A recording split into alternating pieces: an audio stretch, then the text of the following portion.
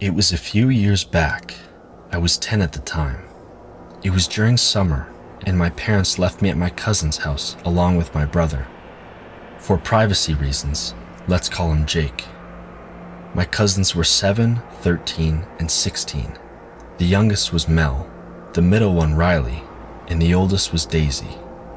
They were all girls, and my aunt was there, but she worked night shifts at the hospital. My parents left us there for a week while they went on a business trip. The first few days were fun. We played games, stayed up late, and watched movies in the living room. Daisy was the babysitter, since my aunt worked night shifts at a nearby hospital. Everything was normal until the third night. Daisy let us make a blanket fort in the living room. We filled it with pillows, snacks, and a flashlight. Around midnight, Mel said she heard tapping from the hallway. We teased her for being scared, but then Jake whispered, "I hear it too." We all went silent.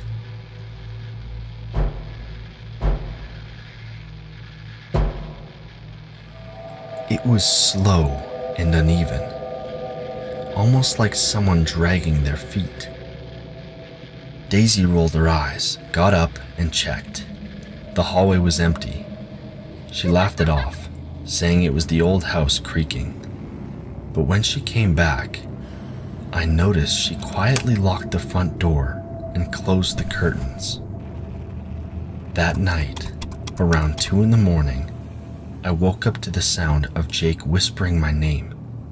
"Hey, look."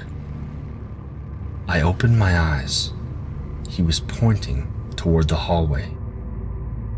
The flashlight had died, but I could still make out a faint figure standing by the door, tall, pale, and still. I blinked, thinking my eyes were playing tricks on me, but then I heard it. A woman's voice, soft and shaky.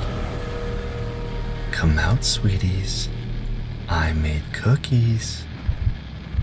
My heart froze. My aunt was at work. Jake grabbed my arm, whispering, "That's not Auntie." Daisy woke up, realizing something was wrong. We all stayed quiet, huddled together. Then came knocking.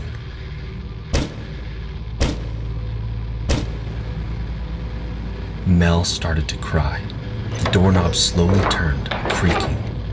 Daisy whispered, "Stay here," and stood up, clutching a broom like a weapon. The door opened halfway, but there was no one there.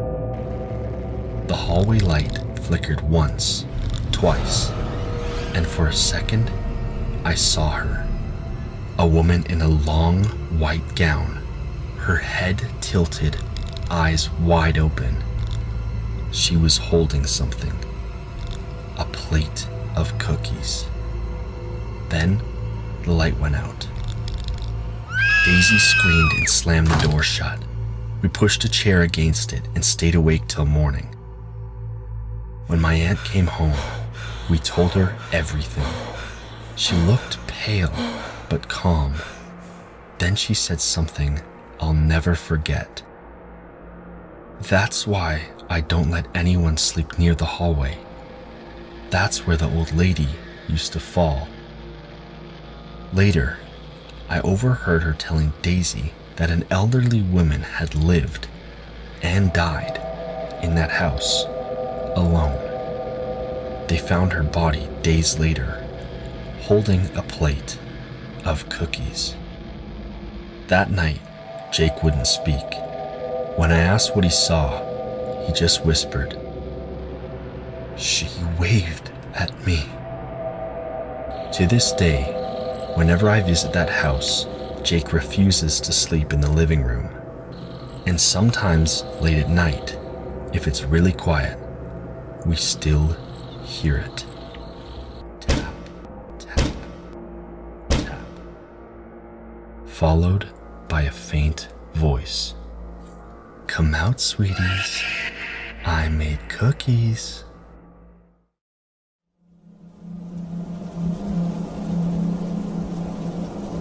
I'm very happy I'm not in school anymore. I graduated a few years ago, but more and more every day I hear about incidents at school. On the news, on the internet, and in texts my friends send me. All sorts of horror stories. But the stories online are the ones I'm always finding myself glancing through. I've seen stories online of people relating to how their school went into lockdown, and the story ends up being about some hobo who had been living under the school or some crazy person from down the street who finally snapped one day. I don't know if they are true, but all I know is our school went into lockdown once. And I don't know if even the people at my school know the whole story as to what happened. I don't even know if I understand it myself. It still seems like a sort of fever dream, something that didn't happen and couldn't happen. It was the middle of third period, math. I had just finished a big test. Found out later I had made a bunch of mistakes and ended up getting a D, but that's not really important to the story. I used the hall pass to go use the bathroom. Unfortunately, the school bathrooms were all located at the stairwells and, of course, the bathrooms on the first floor where I was were closed for repairs. I had to go up to the second floor, but before I got there, the bell rang. The bell never rang during class before, but as it did, an announcement came over the PA. Students and faculty, we are entering lockdown and this is not a drill. Please, all students and faculty, follow all school procedures. I froze. I could hear sirens approaching. I came out of the stairwell, but already the doors in the hallway were closing and I could hear them locking. I was alone and out in the open. I could go into the bathroom now, but the doors have had no locks on them since my freshman year, after some juniors trapped a freshman in the bathroom and duct taped him inside his stall. They removed the ability to lock them at all. If there was somebody wandering the school, I'd have no chance if I went in there. I ran down the hall. I could see classrooms turning out their lights and covering the windows. I couldn't turn to them for help. All the instructions said to not answer the door. I had to find someplace safe nearby before something happened. I turned a corner and I saw my chance.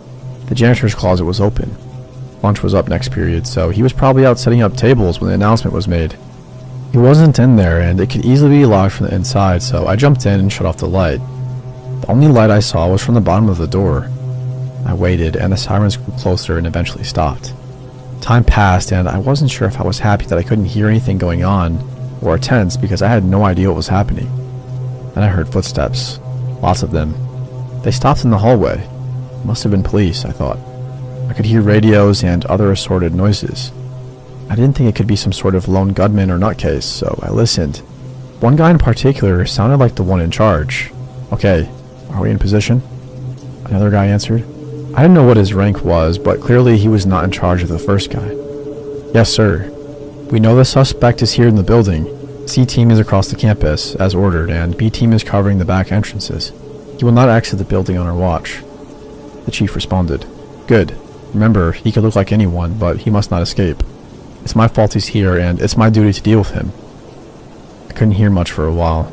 There was too much movement and too many people all talking to each other to make out anybody from where I sat. I just waited for a little while. Maybe it would all just be over soon, and I could leave the closet and go back to class.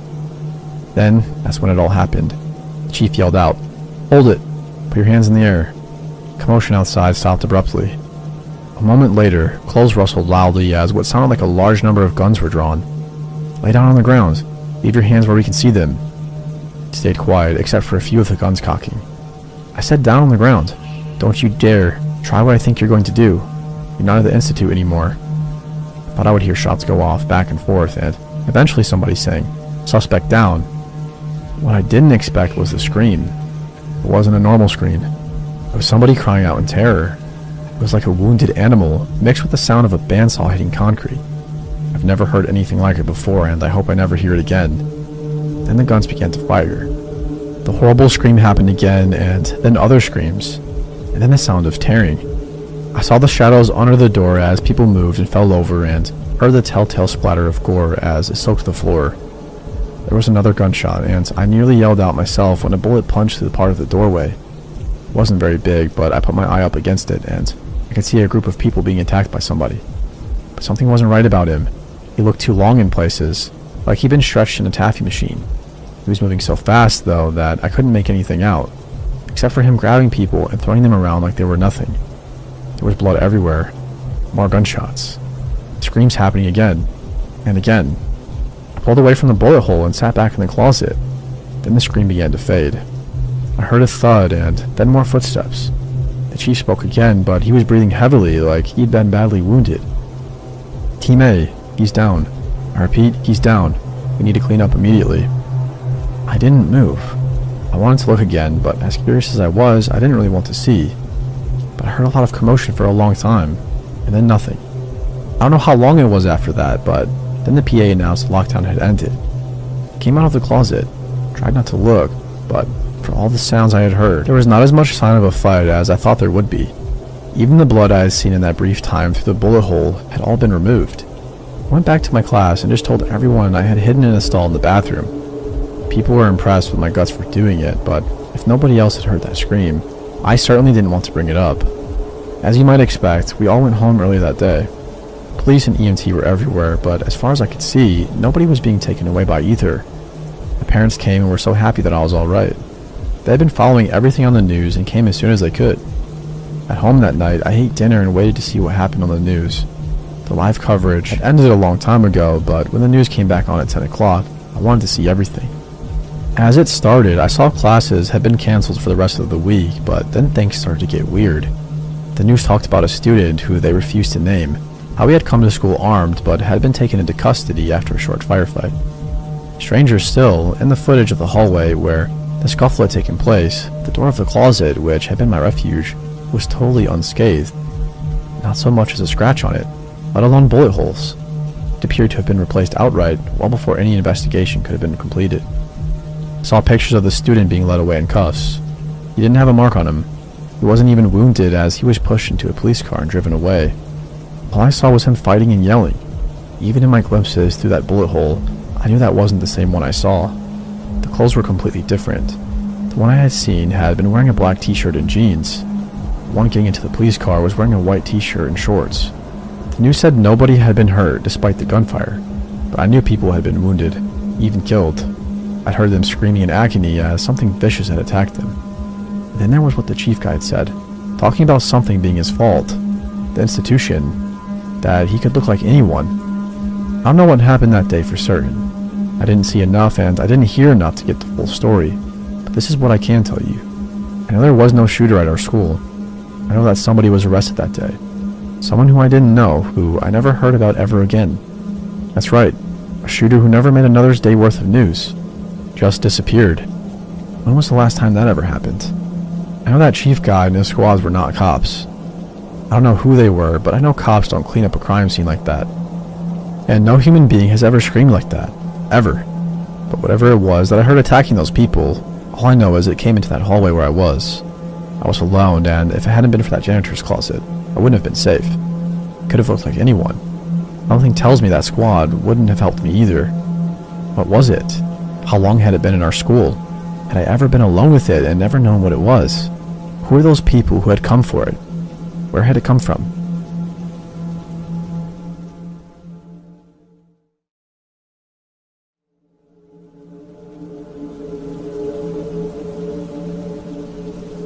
My name's Ryan Green, and I teach 7th grade English at a middle school in a mid-sized town in Ohio. It's one of those schools that tries to feel new but already has that worn-in, tired look. I've worked there for 4 years now, and until last spring, nothing truly bad had ever happened. This all took place on a Thursday afternoon in May. The end of the school year was close. The kids were restless, and everybody had checked out mentally. It was 4th period, right before lunch. My students were working on some short stories, and for once, the room was quiet. That's when the lockdown alarm went off. Now, we've done drills before. Every teacher and student in that building knew the sound. But there's a difference between the drill voice over the intercom and that raw, fast, repeating buzz that means it's the real thing. The air in the room instantly changed.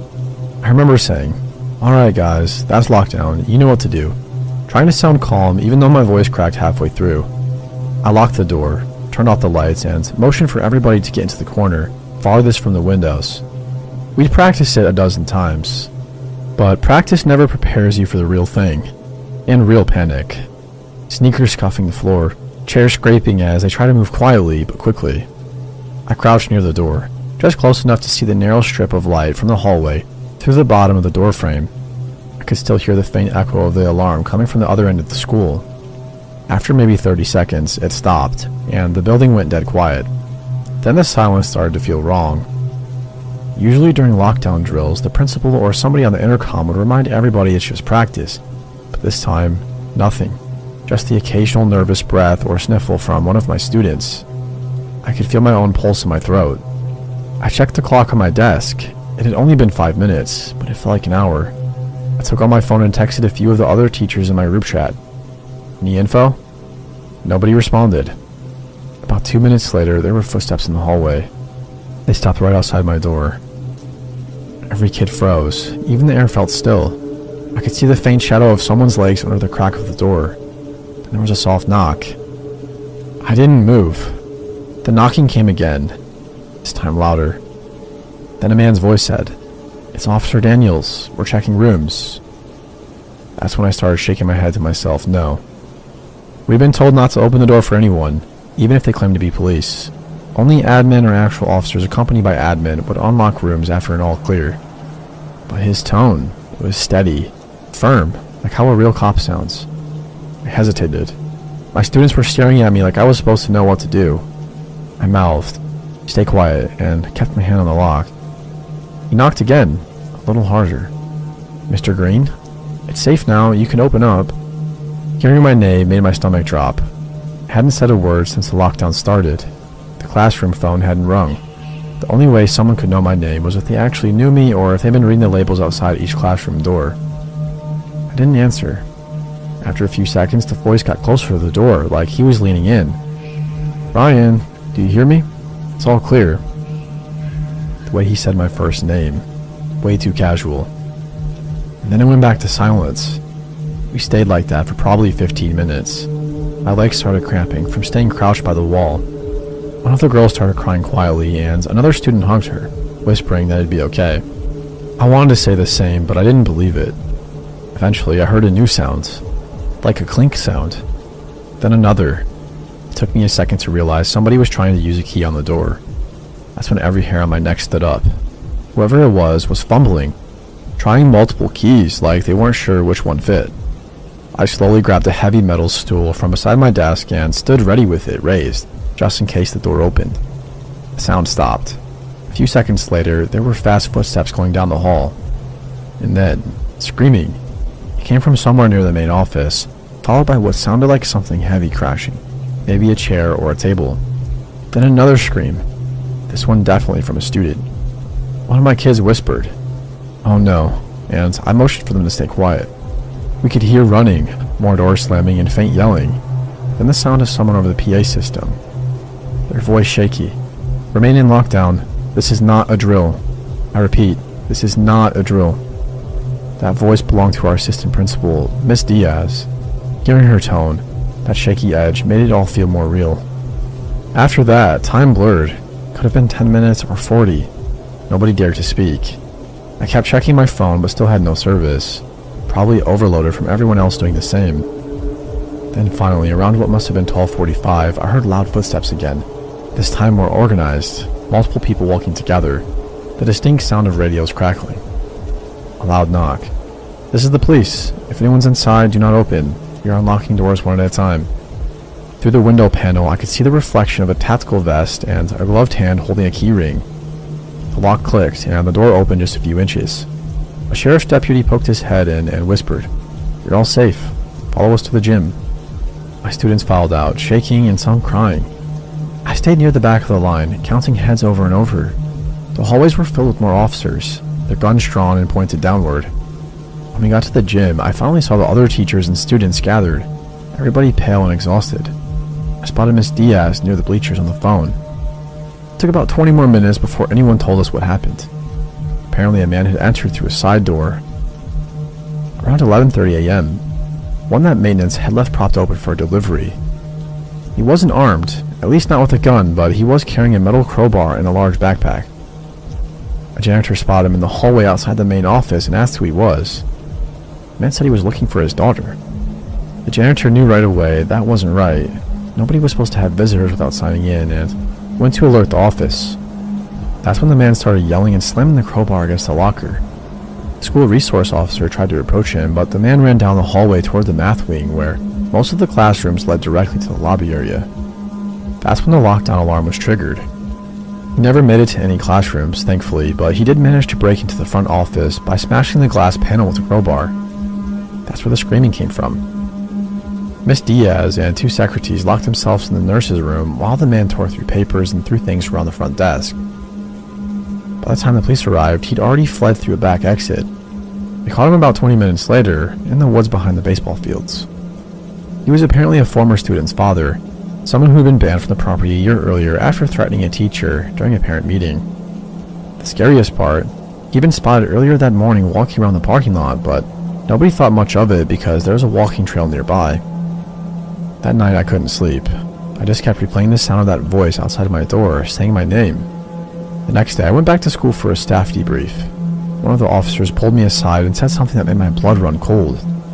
They reviewed the security footage, and at one point, the man had stopped at my classroom door. He spent almost 2 full minutes there. In the footage, you can see him bending down to read the name plaque next to the door. Mr. R. Green, room 204. Then seconds later, he started knocking. The officer told me they think he was trying to find his daughter's old teacher, but her last name was Greenfield. The similarity in names was probably what brought him to my door. If I had opened it, if I believed that voice, I don't even like to imagine what could have happened. Classes resumed the following Monday, but things felt off. The blinds on my door stayed down for weeks after that. Every time a footstep echoed in the hallway, I froze for half a second. Even now, months later, when the PA system crackles to life, my heart still jumps a little. I have learned when you hear about lockdowns in the news, it always feels distant, like something that happens to other people. But when you're the one huddled in a dark classroom trying to keep 20 terrified kids quiet while someone knocks on your door, that's when you realize just how thin the line is between ordinary life and the moment everything breaks.